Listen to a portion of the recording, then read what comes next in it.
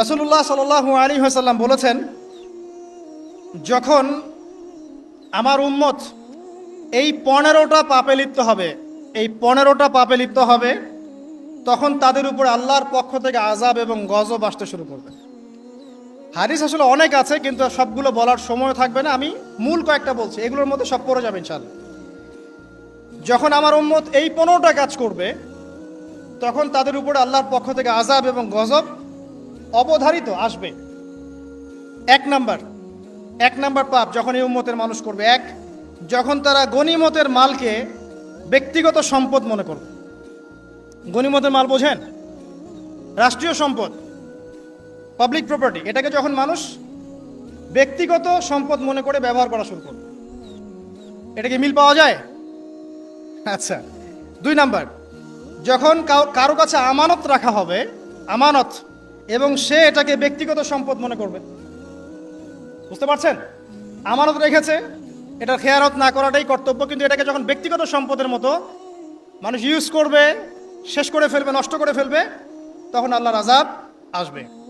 3, যখন মানুষ যাকাত আদায় করাটাকে জরিমানা মনে করবে, যাকাত দিতে চাইবে না, যাকাতটাকে জরিমানা মনে করবে।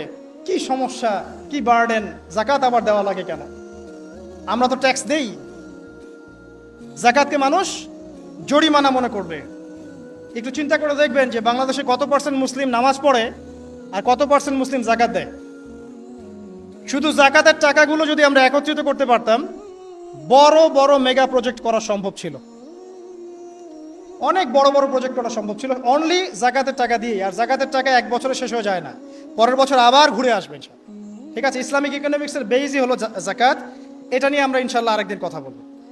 4 নাম্বার, যখন স্বামী, সমাজের স্বামী যারা আছে, এরা স্ত্রীদের আঁচল ধরে থাকবে। বুঝতে পারছেন? স্বামী স্ত্রীর আঁচল ধরে থাকবে, মানে স্ত্রীর অনুগত, স্ত্রী যা বলবে তাই। আচ্ছা, গায়রত নাই, মানে স্বামী পুরুষত্বের গায়রত নাই। 5 নাম্বার, যখন সন্তান মায়ের অবাধ্য হয়ে স্ত্রীর খেদমত করা শুরু করবে। যখন সন্তান মাকে দেখবে না, স্ত্রীকে দেখবে। পাচ্ছেন মিল সমাজে? আচ্ছা। 6 নাম্বার, যখন বাবার পরিবর্তে, পিতা বাবার পরিবর্তে মানুষ বন্ধুদেরকে সম্মান করা শুরু করবে। বাবাকে সম্মান করবে না, ফ্রেন্ড সার্কেলকে সম্মান করবে। সুবহানাল্লাহ। এরপরে আসেন 7, যখন, আমার কথা রাগ করেন না, এটা হাদিসে আছে, যখন সমাজের নিকৃষ্ট মানুষদেরকে নেতৃত্ব দেওয়া হবে। এটা হাদিসে আছে। সমাজের নিকৃষ্ট মানুষকে যখন নেতৃত্বের আসনে বসাবে মানুষ, তখন সমাজে আল্লাহর গজব আসবে। হাদিস তিরমিজি 2211 নম্বর। এরপরে 8, নবী সাল্লাল্লাহু আলাইহি ওয়াসাল্লাম বলছেন, যখন কোনো ব্যক্তিকে সম্মান করা হবে তার টর্চার থেকে বাঁচার জন্য। যখন কোনো মানুষের সম্মান করা হবে তার শাস্তি থেকে বাঁচার জন্য, মানে মানুষ মন থেকে সম্মান আসছে না, ভয়ে আপনি সম্মান পাচ্ছেন। এই অবস্থা যখন আসবে, তখন আল্লাহর আযাব আসবে। তারপরে 9, যখন মসজিদের মধ্যে, দেখবেন অনেক মসজিদ আছে বাংলাদেশে, মসজিদের মধ্যে হট্টগোল বেড়ে যাবে। মসজিদের মধ্যে হট্টগোল বেড়ে যাবে, আর মসজিদগুলো হবে চাকচিক্যময়, হেদায়েত উঠে যাবে। মসজিদ হবে চকচকা, তাজমহলের মতো এক একটা, কিন্তু হেদায়েত উঠে যাবে।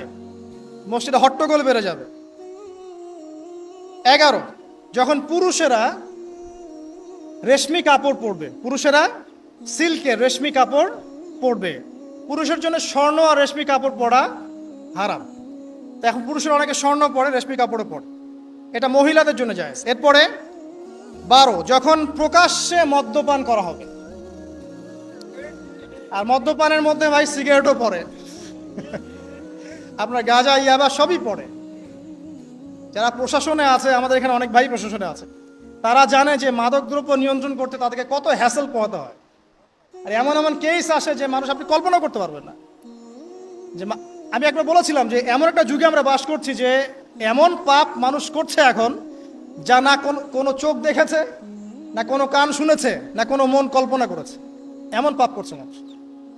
যখন প্রকাশ্যে মদ্যপান করা হবে, এবং লাস্টের দুইটা হচ্ছে 13, যখন বাদ্যযন্ত্রের সংখ্যা বেড়ে যাবে, বাদ্যযন্ত্রের চর্চা বেড়ে যাবে, এবং সর্বশেষ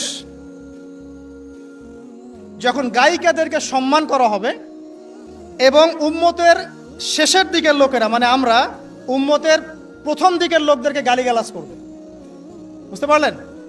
যখন মাদকদ্রব্য প্রকাশ্যে পান করা হবে, যখন আপনার রেশমি কাপড় পুরুষেরা পরবে, যখন বাদ্যযন্ত্র তৈরি করা হবে, চর্চা করা হবে, এবং গায়িকাদেরকে সম্মান করা হবে, এবং যখন এই উম্মতের শেষের মানুষেরা উম্মতের প্রথম দিকের মানুষদেরকে গালিগালাজ করবে।